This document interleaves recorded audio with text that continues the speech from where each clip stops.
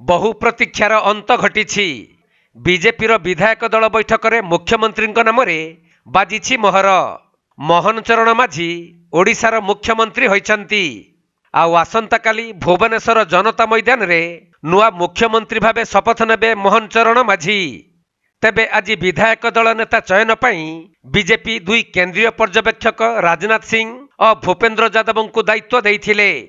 तेणु बीजेपी विधायकों सह आलोचना पर राजनाथ और भूपेन्द्र यादव नुआ मुख्यमंत्री ना घोषणा करिसंती।